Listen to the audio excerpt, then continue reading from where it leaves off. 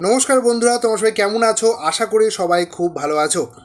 আজকে তোমাদের সঙ্গে একটা খুব স্পেশাল ভিডিও শেয়ার করতে চলেছি। এই ভিডিওটা কেন স্পেশাল সেটা তোমাদের সঙ্গে পরে একটু শেয়ার করছি। তো কিসের ভিডিও? এই ভিডিওটা হচ্ছে আমড়ার আচারের ভিডিও।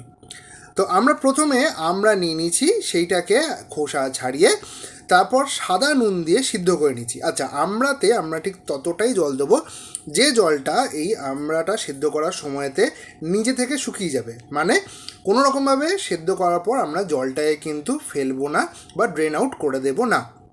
তো এইভাবে আমরা দুটো ভাগে আমড়াগুলোকে সিদ্ধ করে নিয়েছি। সিদ্ধ করে নেওয়া আমড়াটাকে আমরা এরকমভাবে আঙুলে করে সেটাকে একটু ম্যাশ করে নিয়েছি। তারপর এর মধ্যে আমরা দিচ্ছি চিনি 1 কেজি, আর তার সঙ্গে আমরা দিচ্ছি গুড় 1 কেজি।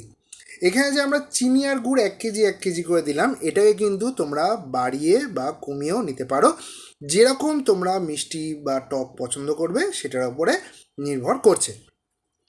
এবারে এই আচারটার মধ্যে একটা মশলা তৈরি করার পালা।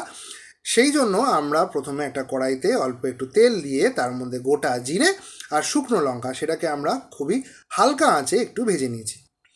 ভেজে নেওয়ার পর সেটাকে আমরা রেখে দিচ্ছি সেই কড়াইয়ের মধ্যেই, আর তার মধ্যে অ্যাড করছি ওই যে ম্যাশ করে নেওয়া আমরা, যেটাতে আমরা গুড় আর চিনি মিশিয়েছিলাম, সেই পুরো মিশ্রণটাকে দেওয়ার পর আমরা সেটাকে কিন্তু প্রথমে একটু হাই ফ্লেমেতে, তারপর যখন একটু ফুটে যাবে তারপর সেটাকে আমরা মিডিয়াম ফ্লেম বা লো ফ্লেমেতে পুরোপুরিভাবে হতে দেব। এখানে কিন্তু আলাদা করে কোনো জল আমরা অ্যাড করিনি, আমরা নিজস্ব যে জল সেটাতেই এটা হচ্ছে। তারপর আরেকখানা আমরা মশলা তৈরি করব, যেখানে ছিল গোটা জিরে, গোটা ধনে, মৌরি, গোলমরিচ আর শুকনো লঙ্কা। এর মধ্যে প্রথমে আমরা শুকনো লঙ্কা আর গোটা জিরে আর গোলমরিচ এই তিনটেকে খুব ভালো করে কাঠখোলা বা শুকনো খোলায় ভেজে নেবো। তারপর বাকি যে মশলাগুলো ছিল, গোটা মশলাগুলো ছিল, সেগুলোকেও এর মধ্যে দিয়ে আমরা কাঠখোলাতে ভেজে নেবো। যখন দেখবে রঙটা চেঞ্জ হয়ে আসছে আর একটা সুন্দর গন্ধ বেরোচ্ছে, তোমরা বুঝে যাবে যে এই যে কাঠখোলা ভাজা সেটা কিন্তু রেডি হয়ে গেল। তারপর এই সমস্ত শুকনো মশলাগুলোকে আমরা মিক্সির মধ্যে ঘুরিয়ে নেবো। আচ্ছা, এবারেতে তোমাদেরকে একটা কথা বলি। প্রথমে যে বলছিলাম এই ভিডিওটা আমার খুব প্রিয়, খুব কাছের ভিডিও মনে, তার পিছনে কারণ হচ্ছে যে এই ভিডিওটা যেটা তোমরা ফুটেজটা দেখছো তোমরা ল্যান্ডস্কেপে নয়, পোর্ট্রেটে রয়েছে, তোমাদের হয়তো দেখতে একটু অসুবিধাও হচ্ছে। তো এই পুরো ভিডিওটা না আমার মা নিজে থেকে করেছে, নিজের হাতে।